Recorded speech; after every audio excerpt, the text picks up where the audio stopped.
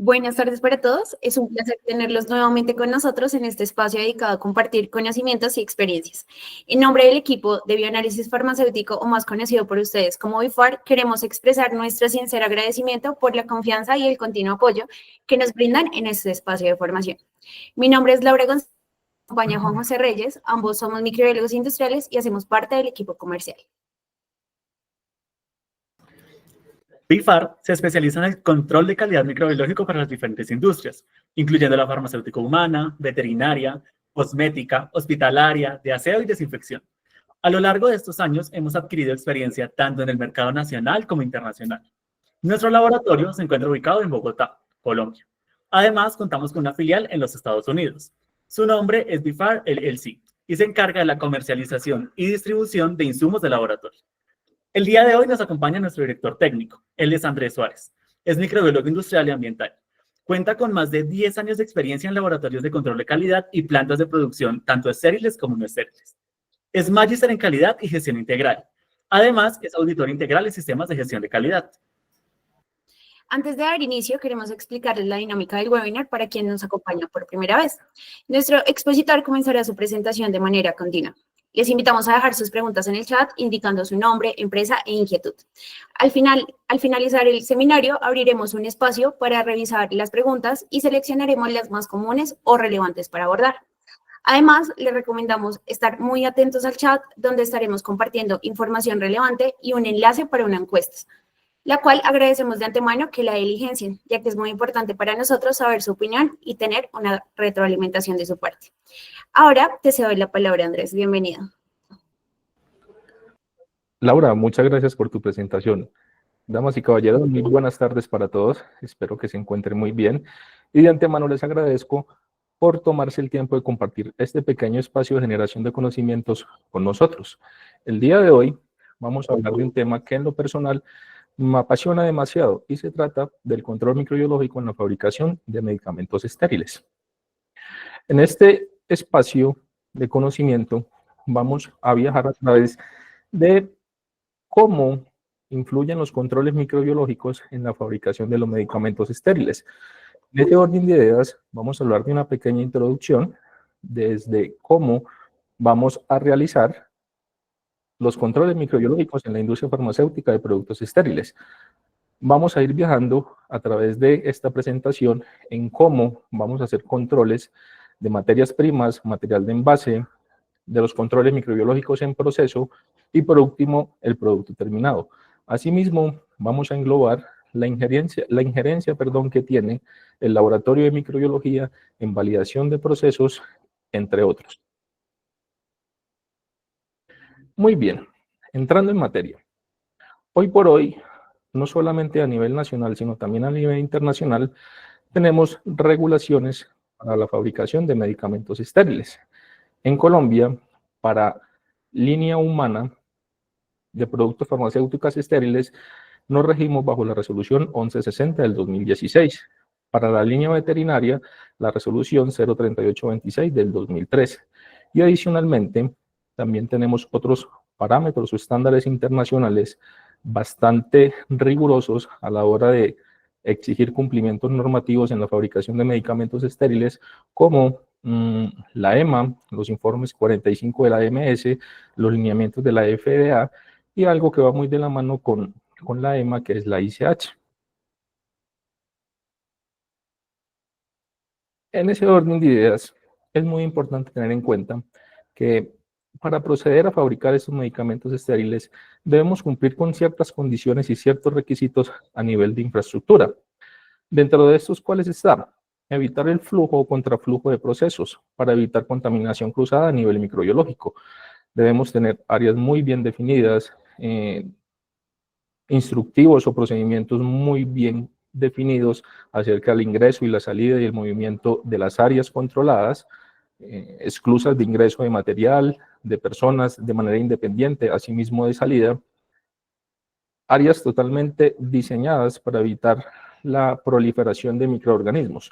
Asimismo, debemos tener en cuenta que dentro de la fabricación de medicamentos estériles vamos a abordar diversos ítems, como por ejemplo, el diseño y mantenimiento de las instalaciones, como se lo mencioné anteriormente.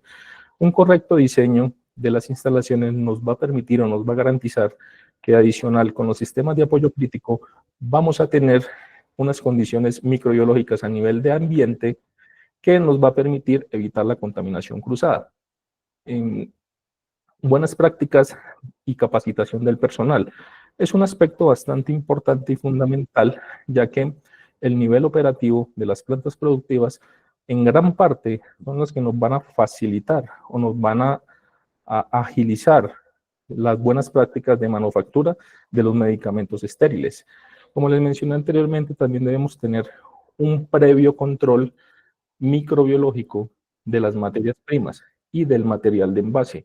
De esta manera aseguramos que no vamos a tener ninguna contaminación extrínseca a la hora de fabricar nuestros productos estériles. De igual manera, como lo hemos hablado en otras ocasiones, es de vital importancia el mantenimiento y la limpieza. Recuerden que en nuestros anteriores webinars hemos hablado del aislamiento de microbiota nativa, de cómo desafiarla o enfrentar los desinfectantes, evaluar su eficacia y asimismo cómo validar de manera óptima la limpieza y la desinfección. Recordemos que estos son uno de los parámetros más importantes y aunque no es un sistema de apoyo crítico como tal, es un proceso de vital importancia y de mucho apoyo a los sistemas de apoyo crítico para prevenir la contaminación microbiológica a nivel de fabricación de medicamentos estériles y no estériles. De igual manera, debemos tener muy claramente y muy bien definido el flujo de los productos y los materiales, de tal manera que el flujo sea continuo desde la salida de las materias primas y el material de envase de la bodega hacia el área de pesaje y dispensación y asimismo, realizada esta tarea bajo condiciones establecidas, proceder a enviar al flujo correcto las materias primas y los materiales a través de esclusas y pastrus de materiales para evitar contaminación en las áreas. De igual manera, también es muy importante tener en cuenta que debemos especificar y aclarar las validaciones de procesos, cómo desde el área de investigación y desarrollo nos van a transferir no solamente al área de control de calidad, sino al área de producción, la fabricación de estos medicamentos de manera adecuada, previendo todas las situaciones que puedan alterar la calidad microbiológica de los productos fabricados.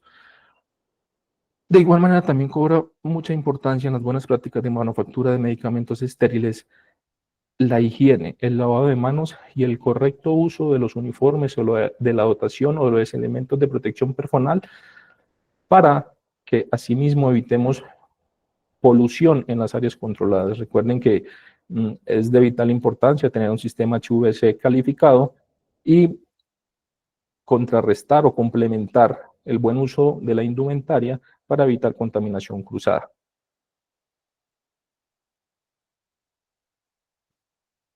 Es de vital importancia tener en cuenta que en este tipo de industrias de nivel de fabricación de medicamentos estériles cobra vital importancia los sistemas de apoyo crítico, como cuáles: el sistema HVAC, como ya lo mencionamos, el sistema de producción de agua para inyección, el vapor puro, el nitrógeno y el aire comprimido. Pueden haber muchos más, sin embargo, estos son los más frecuentes en la industria. Recordemos que para que estos sistemas de apoyo crítico puedan ponerse en operación, el área de microbiología cobra un papel fundamental y bastante importante para avalar o garantizar que estos sistemas de apoyo crítico cumplan con las condiciones o las especificaciones microbiológicas dadas por las diferentes normativas, no solamente a nivel nacional e internacional, para que nos garanticen que la fabricación de medicamentos estériles cumplan las condiciones o las especificaciones dadas por las farmacopeas. ¿Cómo garantizamos desde microbiología que estos sistemas de apoyo crítico cumplen con esas especificaciones? Muy bien, recuerden que a estos sistemas debemos hacerles desde una calificación de diseño, una calificación de instalación y una calificación operacional y de desempeño. ¿En qué consiste? Generalmente, este tipo de sistemas de apoyos críticos se dividen en 3 fases. La calificación de operación va a englobar la fase 1 y la fase 2 de validación. ¿Cómo se establecen? Cierto número de muestreos por X número de días continuados y vamos a evaluar los diferentes parámetros microbiológicos que nos dice la normativa que debemos cumplir. Generalmente para aguas, vamos a dar el ejemplo, vamos a evaluar mesófilos, un recuento y endotoxinas. Posteriormente, con esta fase 1 y fase 2 avalada, no solamente por análisis microbiológico, sino también físico-químicos, estos sistemas de apoyo crítico pueden entrar en operación y es donde viene la calificación de desempeño, que lo vamos a homologar a la fase 3 de la validación. En esta fase vamos a través de los resultados que obtuvimos, establecer una frecuencia de monitoreo durante 365 días. ¿Y de qué nos van a servir estos datos? Estos datos nos van a dar o vamos a evaluar las tendencias que obtuvimos a través de los 365 días de análisis, dependiendo de los puntos de muestreo que hayamos establecido con la frecuencia, y evaluar cómo estuvo el desempeño del sistema de apoyo crítico a través de los 365 días del año. Recordemos que dentro de nuestros planes maestros de validaciones establecemos la frecuencia de recalificación de nuestros sistemas de apoyo crítico. Muy bien, vámonos a mentalizar a partir de ahora en el ejemplo que les voy a citar. Vamos a partir de la idea de que vamos a fabricar una molécula nueva en nuestras compañías. En ese orden de ideas, el departamento o el área encargado de realizarlo es investigación y desarrollo. Y aquí cobra vital importancia el laboratorio de control microbiológico. Desde la formulación o desde el diseño de la fórmula maestra de nuestros medicamentos o de nuestro medicamento, por lo general debemos incluir un preservante. Este preservante es el que nos va a determinar posteriormente, después de las estabilidades que debemos hacerles a los productos, ya sea ongoing, acelerada o natural, la vida útil de nuestros productos, qué tanto a través del tiempo se van a preservar nuestros medicamentos haciendo inclusión de un preservante. Es una técnica que se ha utilizado desde hace muchos años, ¿cierto? Pero hoy las sustancias más comunes para que hagan este tipo de actividad son químicas, por ejemplo, los fenoles, los ácidos orgánicos, los alcoholes y los parabenos. Desde el área de investigación y desarrollo debemos cuantificar o adicionar la cantidad exacta para que esta misma no cause un efecto nocivo o negativo en nuestro consumidor final. Aquí es donde cobra mucha importancia la prueba de eficacia antimicrobiana. Esta prueba está basada en el capítulo 51 y es donde vamos a evaluar qué tanto este preservante o este conservante tiene la capacidad de disminuir o eliminar la carga microbiana. Vamos a evaluarlos, o la farmacopea los distribuye en 4 categorías basados en su actividad acuosa. La categoría 1 es para productos inyectables, ¿cierto? ¿Qué vamos a hacer en esta prueba? Vamos a inocular una cantidad conocida de unidades formadoras de colonia en bases logarítmicas, generalmente entre 10 a la 5 y 10 a la 8, y vamos a determinar a través del tiempo qué tanto este preservante es capaz de eliminar la carga microbiológica que yo in vitro le estoy adicionando a este medicamento. Criterios de aceptación para medicamentos estériles o inyectables de categoría 1, vamos a evaluar una reducción logarítmica de al menos 1 unidad a los 7 días, de 3 unidades logarítmicas a los 14 días, y vamos a evaluar que no haya ningún incremento a los 28 días, no solamente para bacterias, sino para hongos filamentosos y levaduras. Medicamentos de categoría 2 y 3, generalmente son soluciones acuosas de consumo oral. Vamos a evaluar una reducción logarítmica para los de categoría 2 de 2 unidades logarítmicas a los 14 días y de 1 unidad logarítmica de los de categoría 3. Y vamos a evaluar que el día 28 no haya ningún incremento ni para bacterias ni para hongos filamentosos y levaduras. Y finalmente tenemos los de categoría 4, donde no debe haber ningún incremento ni a los 14 ni a los 28 días de ningún de los microorganismos después de la inoculación inicial. Es una prueba que se hace una única vez con el fin de evaluar la capacidad antimicrobiana de las sustancias que componen la fórmula maestra, en este caso, ¿qué me fue la palabra? De la sustancia inhibitoria de microorganismos. Muy bien, una vez hecho esto, vamos a evaluar a nivel microbiológico el estado de las materias primas y del material de envase. Es muy importante tener en cuenta que para fabricación de medicamentos estériles, las materias primas pueden ser de naturaleza estéril o de naturaleza no estéril. Cuando son de naturaleza estéril, pues claramente haremos una prueba de esterilidad y endotoxinas según lo demande la monografía. Y cuando son materias primas y material de envase de origen no estéril, vamos a basarnos en lo que nos menciona el capítulo 61 de la OSP para recuento de microorganismos.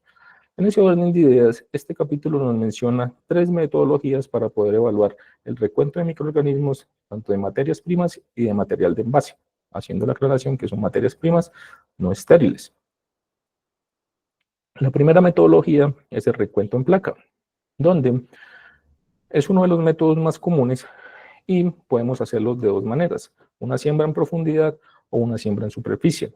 Desde mi experiencia como microbiólogo, uno de los métodos más robustos es la filtración por membrana.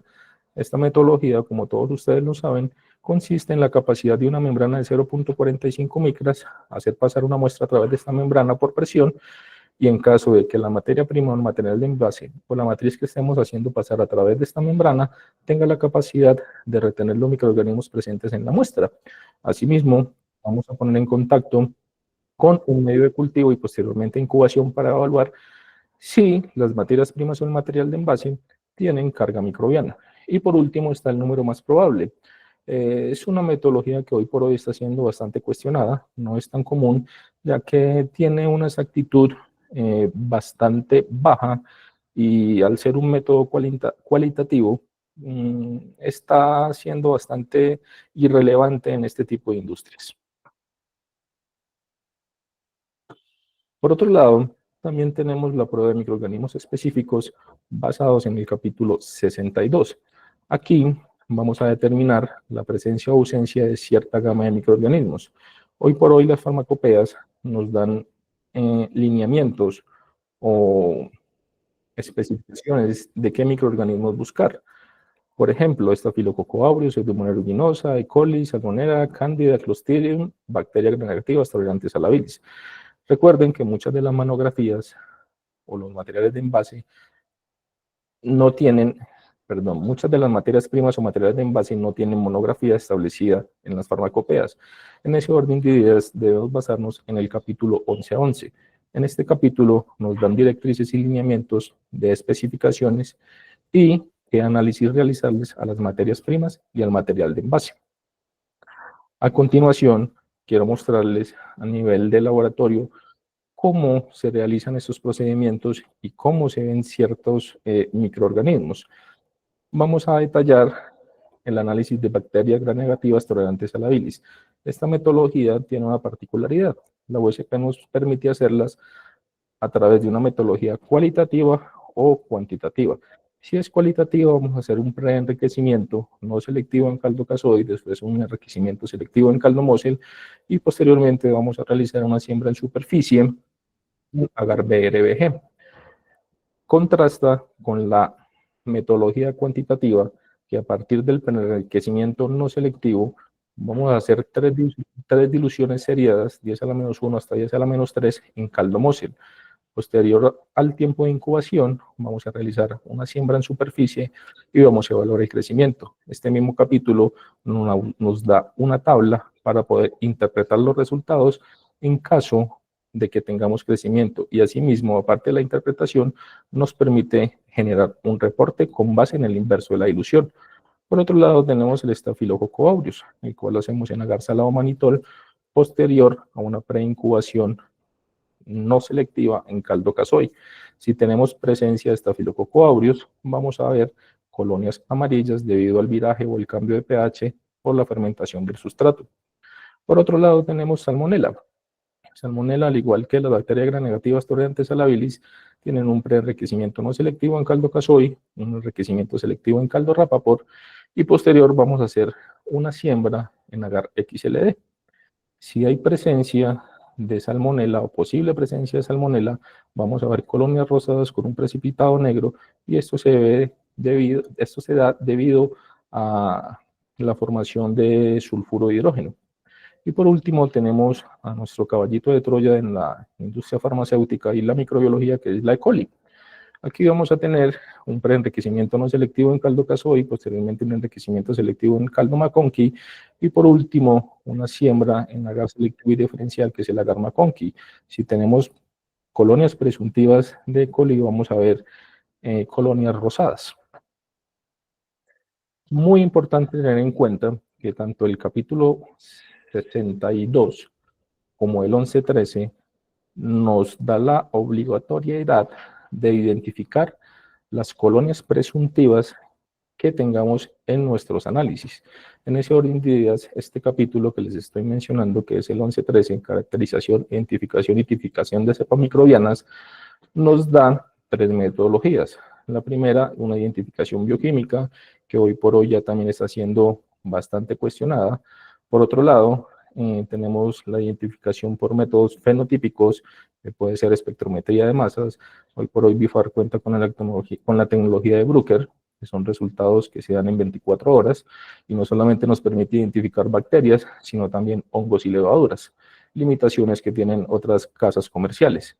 Y por último, está la identificación microbiana por métodos genotípicos, o la famosa PCR. De esta manera debemos garantizar que las colonias presuntivas que obtenemos en nuestros laboratorios deben ser sí o sí identificadas para confirmar el resultado del ensayo. Ahora bien, vámonos a los controles en proceso durante la fabricación de medicamentos estériles. Es muy importante tener en cuenta que vamos a dividir la fabricación del lote en 3 partes, y vamos a realizar controles al inicio, a la mitad y al final del envasado. ¿Qué tipo de controles vamos a realizar? Durante el proceso de envasado es importante tener en cuenta que debemos monitorear partículas viables. ¿Cómo vamos a realizar este monitoreo de partículas viables? Tenemos las 2 metodologías que nos da el capítulo de la USP de monitoreo de ambientes, el 11.16. O puede ser la impactación, o aire activo, o la sedimentación. Una de las metodologías más específicas o más exactas para la determinación de partículas viables es la impactación. Recordemos que generalmente en la industria de medicamentos estériles, este aire que vamos a evaluar a través de los sistemas de envasado tienen que contar con una clasificación ISO 5 grado A, o sea que debe ser un aire estéril. Por ende, la especificación siempre va a ser menor a 1 UFC por metro cúbico.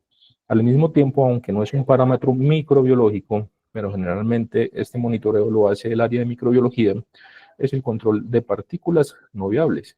Uno de los equipos más utilizados hoy por hoy en la industria, no solamente a nivel manual, sino también en línea, son los Lighthouse. Allí también debemos cumplir con los parámetros que nos especifica la ISO 14644-1 en cuanto a número de partículas viables en áreas controladas ISO 5 grado A. Por otro lado, recordemos que la preparación de medicamentos estériles, así sea a partir de materias primas no estériles o estériles, debemos hacerle un control a la biocarga. ¿En qué momento y dónde debemos hacer este tipo de controles? Muy bien, esta imagen que estamos viendo acá y la que está resaltada o enmarcada en un círculo rojo, generalmente son las válvulas de toma de muestra que deben estar ubicadas para tomar la muestra de control de biocarga antes de la filtración. En ese orden de ideas, en los equipos o de trabajo de las plantas productivas y de control microbiológico, debemos contar con personal calificado, no solamente para realizar el análisis de la muestra, sino para la toma de muestra de estas, ya que en este momento estamos tomando la biocarga de la parte final del envasado. Dependiendo de los tiempos de envasado que tengan establecidos en sus organizaciones, vamos a determinar cómo se comportó la biocarga a través del tiempo de envasado y por ello hacemos validaciones adicionales en proceso como tiempos de retención en los tanques de preparación o en los tanques de envasado. Aquí tomamos cerca de 200 o 300 mililitros y vamos a evaluar la carga microbiológica a nivel de mesófilos aerobios, hongos filamentosos y levaduras. Por otro lado, también tenemos una de las pruebas que mayor confiabilidad a la hora del envasado nos va a dar y es la prueba de endotoxinas. También se debe hacer al principio, la mitad y al final cuando se saca la biocarga.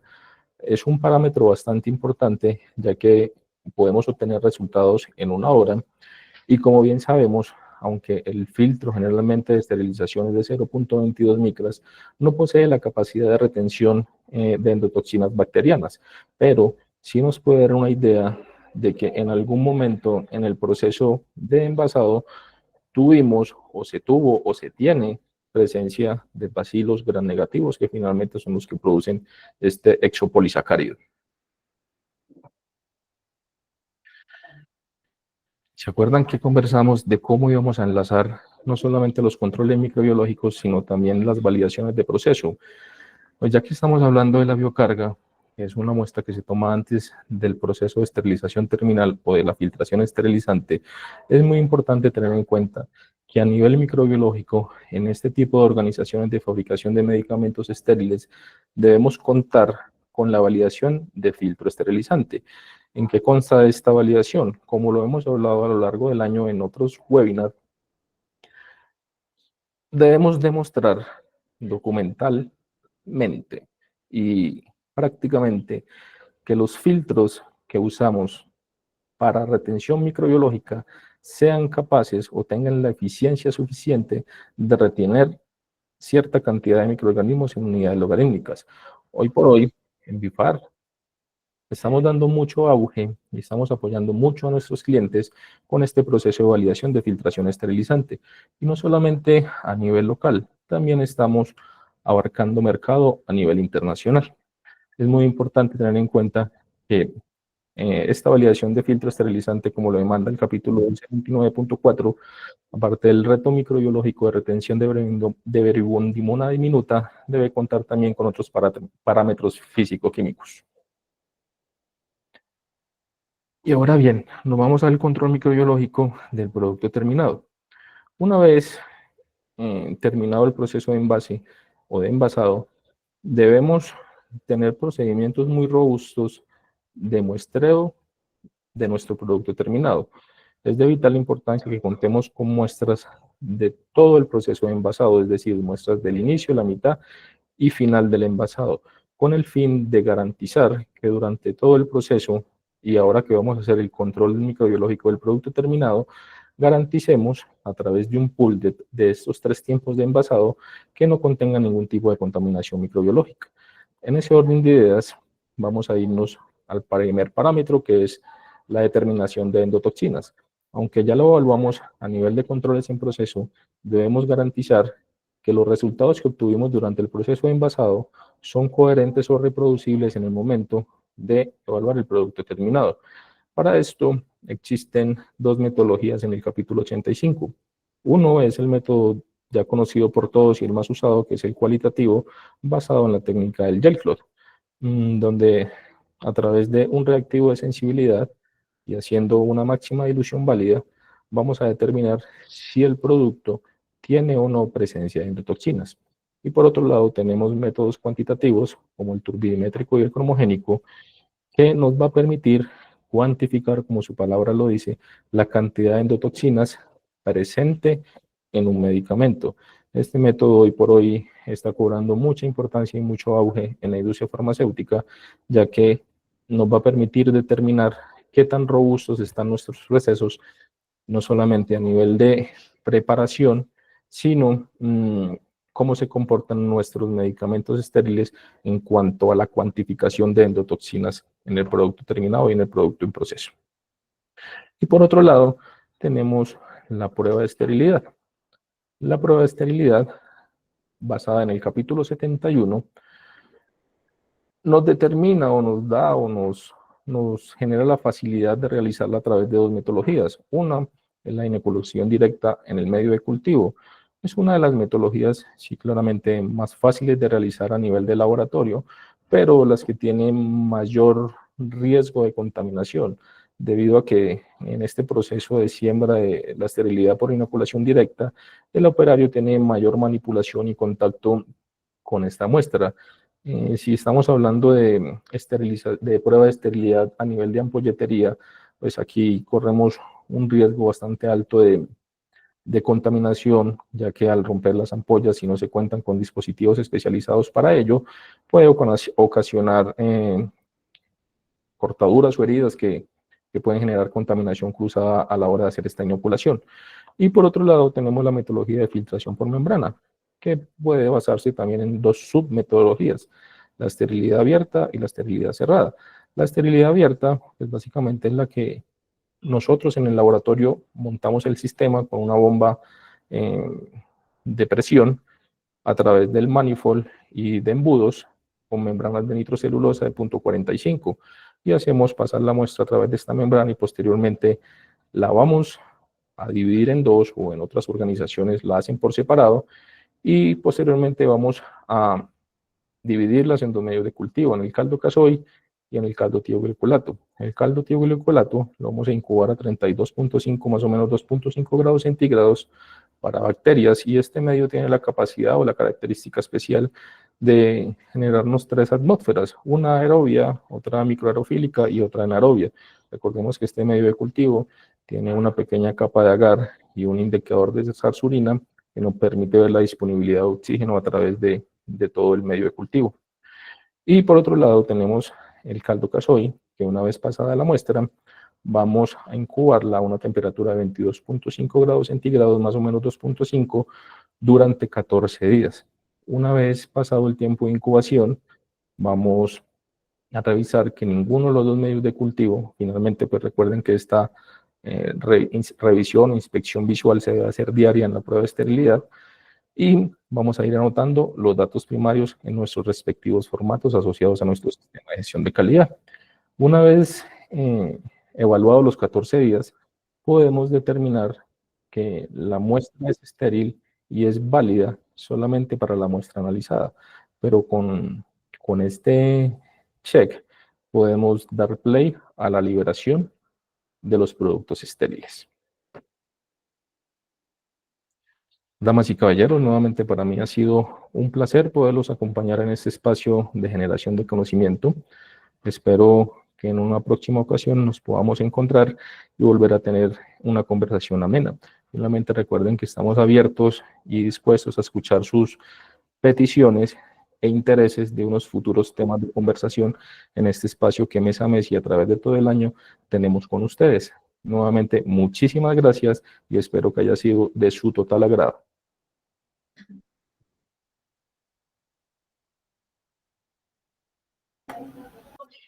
Bueno, muchas gracias Andrés por tu presentación. Ahora iniciaremos con nuestra ronda de preguntas, las cuales voy a leer directamente del chat. Cintia nos pregunta, ¿cómo se puede verificar la esterilidad de filtros de cápsula tras el lavado y autoclavado? Cintia, esa prueba que tú mencionas tiene que ver mucho con la validación de filtración esterilizante. En ese orden de ideas, dentro de tu, perdón, dentro de tu protocolo de validación y cuando estés ejecutando la técnica, es un parámetro que debes incluir en esta validación. Listo. Continuamos con otra pregunta de Cintia. Nos pregunta, ¿el muestreo para la verificación de la esterilidad de ampollas que se compran estériles se puede hacer durante el proceso de llenado o debe ser antes? Juanjo, repíteme la pregunta, por favor. Bueno, el muestreo para la verificación de la esterilidad de ampollas que se compran estériles se puede hacer durante el proceso de llenado o debe hacerse antes. Es un parámetro, Cintia, que no vas a poder controlar, porque si las compras estériles ya ha pasado previamente por el proceso de fabricación. En ese orden de ideas, que es lo recomendable, que cuando tengas ese lote, hagas un muestreo con base a los parámetros que te da el capítulo 71 de esterilidad, dependiendo de la cantidad del lote o del volumen del lote. Así puedes confirmar la prueba de esterilidad. Listo, muchas gracias. Ahora pregunta Juan Manuel Ulloa. ¿Cómo se deben manejar las desviaciones de los resultados de los controles microbiológicos? Es un parámetro que cada organización debe definir. Sin embargo, recuerden que estos monitoreos, generalmente, los que son cuantitativos, se deben plasmar en cartas de control, donde estas cartas de control, a través del tiempo, te van a arrojar resultados y vas a poder evaluar tendencias. En ese orden de ideas, de vital importancia que esta información se esté alimentando constantemente y asimismo, en caso de que se te presente, ya sea un resultado fuera de especificación, un resultado atípico, lo trates de la manera en que lo tengas documentado en tu sistema de gestión y asimismo garantices o diseñes y ejecutes acciones preventivas y correctivas para que este suceso no vuelva a ocurrir. Muchas gracias, Andrés. Continuamos con Juan Manuel, no, discúlpenme, con Luis Martínez. ¿Cómo se seleccionan los microorganismos que se desafían en la prueba de eficacia de preservantes? Estos microorganismos no los tienes que seleccionar. Básicamente el capítulo 51 te enlista los microorganismos con los que tienes que trabajar. Asimismo, es importante tener en cuenta que en este capítulo no solamente te menciona los microorganismos, sino que también un ATCC específico. Recordemos que pueden ser homólogos a los que usamos para la prueba de desinfectantes. Estos ATCCs nos demarcan un nivel genotípico o genes específicos de resistencia a estas sustancias inhibitorias de microorganismos. Por lo tanto, debemos irnos al capítulo 51 para usar los microorganismos que este mismo nos demanda. Listo. Edgar Solano nos hace dos preguntas. La primera es, ¿cómo se asigna una especificación para materiales de empaque de productos no estériles? Recuerda que generalmente este tipo de materiales de envase deben venir con un certificado del proveedor. En caso de que no sea así, pueden basarse en el capítulo 11.11 de la USP. Aquí nos dictamina o podemos usar las especificaciones que a lo largo de este capítulo nos demuestra o nos especifica para productos no estériles. Pero generalmente la gran mayoría de fabricantes y de nuestros proveedores de insumos deben entregar un certificado de análisis donde ellos ya tienen declarada la especificación microbiológica de nuestros materiales de envase. Listo. Y pregunta, ¿y las pruebas deben ser extrapoladas a las mismas del producto? Depende. Si el producto tiene monografía, no deberían ser extrapoladas, deberían ser pruebas independientes. Generalmente, como vimos a través de la presentación, es importante evaluar microbiológicamente materias primas, material de envase, independiente, producto en proceso y producto terminado. En ese orden de ideas no debería extrapolarse nada. Deberían ser resultados independientes de muestras únicas. Recordemos que de igual manera debemos contar y ejecutar con estado validado de absolutamente todos los análisis que hacemos. Asimismo, para hacer ese estado validado, pues claramente todas nuestras metodologías, si son de producto terminado, deben estar realizadas y ejecutadas por producto, asimismo por materia prima y de igual manera por material de envase. De esta manera, en un futuro las organizaciones pueden tomar decisiones importantes para el análisis microbiológico de nuestros diversos materiales, materias primas, producto en proceso y producto terminado. Continuamos con María Sánchez. Nos pregunta, ¿cuáles son los microorganismos específicos más comunes que se buscan para productos estériles? ¿También aplicarían para no estériles? Bueno, recordemos que para productos estériles no buscamos microorganismos específicos. Para producto terminado buscamos presencia o ausencia de cualquier tipo de microorganismo. Recordemos que es una prueba cualitativa donde vamos a usar dos medios de cultivo diferentes precisamente con el fin de garantizar que se pueda recuperar cualquier microorganismo presente en nuestra matriz.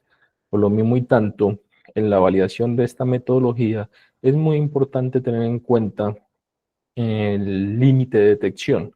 Entre más bajo validemos o determinemos nuestro límite de detección, esta prueba cualitativa va a ser mucho más exacta. Desde mi experiencia, sé que es muy difícil llegar a un límite de detección de una UFC, pero sí podemos manejarlo en un rango de 0 a 5 UFC. También va a depender mucho de tu estandarización de inóculo, si lo manejas con cepas cualitativas o cepas cuantitativas. Pero finalmente, microorganismos específicos en productos estériles no vamos a buscar. Solamente vamos a evaluar si usamos materias primas no estériles, si tiene monografía, material de envase. Y si no tiene monografía, nos vamos a apoyar en lo que dice el capítulo 11.11. Listo, continuamos con Erika Otálvaro que nos pregunta, ¿cuáles son los principales desafíos en la implementación de un sistema de monitoreo continuo para la detección de contaminantes microbiológicos en entornos de fabricación de productos estériles? ¿Y cómo se pueden abordar estos desafíos para garantizar la inocuidad del producto final? Erika, desafíos los que tú quieras. Finalmente, hay mucha injerencia, como lo mencioné a través de la presentación, no solamente de las instalaciones, de los sistemas de apoyo crítico, sino también, y el más importante, de los procesos de limpieza y desinfección. Y dentro de los procesos de limpieza y desinfección y de la fabricación del medicamento está el operario o la mano humana, o la injerencia humana, perdón. Este es el factor más determinante y más crítico para evaluar riesgos de monitoreo microbiológico a nivel de fabricación de estériles. Desde allí, tú puedes empezar a evaluar no solamente tu programa de monitoreo ambiental, sino también cómo vas a definir y con qué frecuencia vas a hacer los monitoreos de tus materias primas, de tu material de envase. Recuerden que finalmente en este tipo de industrias compramos por cantidades y generalmente siempre son almacenadas bajo condiciones específicas. En ese orden de ideas también debes determinar si tu materia prima es estable en condiciones microbiológicas en el área en la que se está guardando. Muchas gracias, Andrés. Continuamos con aseguramiento TLS de la Universidad de Antioquia. En la producción de medicamentos estériles, ¿cómo se simula el proceso aséptico en un liofilizador con medios de cultivo? Teniendo presente que la liofilización del medio no se puede hacer toda una vez se daña el medio. ¿Cómo sería el peor caso? Uy, eso es una pregunta bastante difícil de responder. Como tú dices, y creo que te acabaste de responder con la misma pregunta, el medio de cultivo se daña y no es capaz de recuperarse todo. Asimismo, si con el caldo gasoil no somos capaces de evaluarlo para leofilizar, debemos buscar otras alternativas. Hoy por hoy son pocas industrias que tienen este tipo de leofilización, por ejemplo, las de antiofídicos. Créeme que hasta el nivel de leofilización no está llegando el nivel de validación de llenados asépticos, pero en alguna ocasión sé que sí se está haciendo no solo con caldo casoil, sino también con caldo tío, y que este caldo tío no tenga presencia de agar debido a que va a generar acumulaciones en los ductos o en los inyectores del leofilizador. Pero es algo que hoy por hoy no está tan regulado, ¿sabes? Bien, Nelson de Ávila nos pregunta, buenas tardes, ¿cuáles son los principales métodos y criterios utilizados en el control microbiológico de productos terminados para garantizar su seguridad y calidad y cómo se implementan estos procedimientos en la industria farmacéutica y cosmética? Bueno, métodos los que mencioné a través de la presentación. Para no estériles, recuentos. Para estériles, endotoxinas, ¿cierto? ¿Cómo los implementas? Recordemos que todos esos procedimientos a nivel de laboratorio, uno, deben estar documentados. Dos, debes tener o contar con la validación o aptitud de cada uno de los análisis que haces por producto. Y tres, el factor fundamental para poder ejecutar o implementar de manera adecuada y correcta estas metodologías en tu laboratorio es la calificación del personal. Con un personal altamente calificado y con un proceso muy robusto de calificación del personal en las metodologías analíticas, puedes garantizar la implementación en cualquier industria, no solamente la farmacéutica de estériles y no estériles, sino también la cosmética. Muchas gracias, Andrés. Yudelmis Gutiérrez nos pregunta si vamos a compartir la grabación. Efectivamente, será subida a nuestro canal de YouTube, el cual pueden encontrar en pantalla junto a todas nuestras otras redes sociales. David Luna nos pregunta, en el control microbiológico de producto terminado, ¿cuántas pruebas se requiere hacer por número de ampolletas o por lotes? ¿Existe margen de tolerancia? Recuerda que el capítulo 71 nos determina qué cantidad de ampollas usar para el análisis, dependiendo de la cantidad en el número del lote o del volumen en específico. Ahí hay una tablita bastante clara y didáctica que te ayuda a solucionar esa inquietud, pero generalmente en esa tabla te puedes basar. Y si no encuentras la información ahí, usa el militar estándar para determinar tu proceso estadístico de muestreo y que así mismo sea representativo. Listo. Fernando nos pregunta, ¿por qué es mejor realizar la prueba de esterilidad con filtración por membrana a que se use inoculación en medios de cultivo? Es importante mencionar todos los controles de calidad que hay que tener en cuenta en la esterilización del equipo de filtración. Sí, señor. Como lo comenté en la presentación, la inoculación directa es un método que nos va a agregar un factor determinante de contaminación cruzada.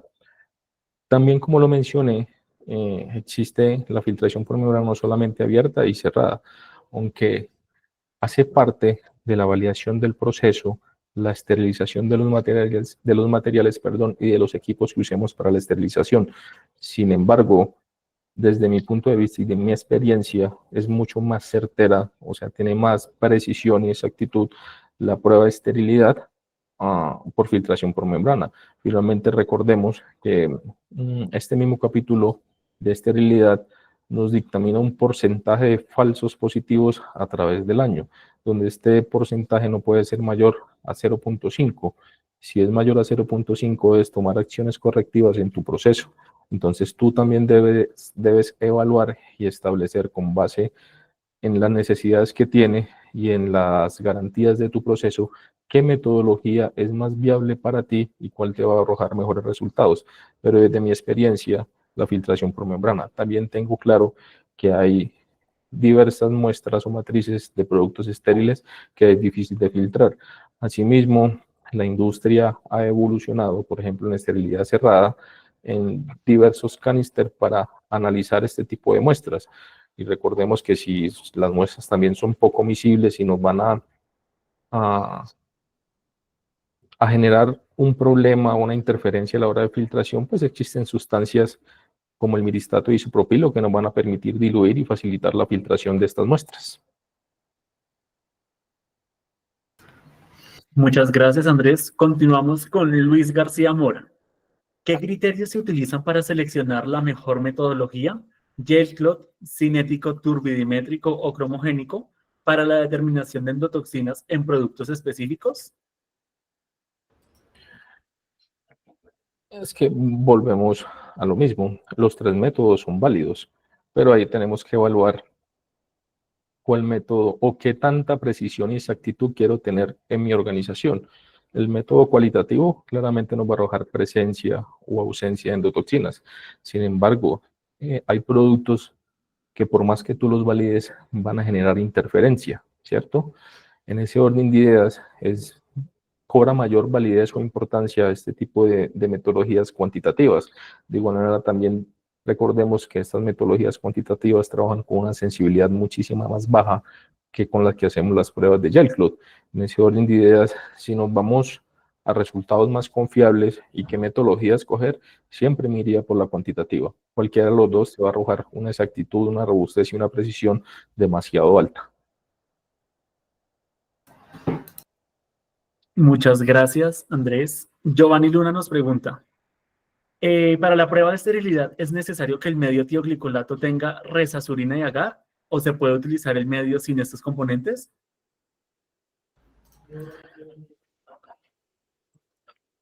La resazurina, como bien lo sabemos y lo mencionamos ahorita, es el indicador de presencia de oxígeno en el medio. Claramente, tú puedes usar el medio que tú quieras. Sin embargo, si nos vamos específicamente al capítulo 71, Para la prueba de esterilidad, y recordemos que son métodos armonizados, sí determina que este medio de cultivo tenga la presencia del indicador, debido a que si no tiene el indicador, pues claramente no va a tener el agar. En ese orden de ideas va a actuar homólogamente a lo que hace el caldo casoide.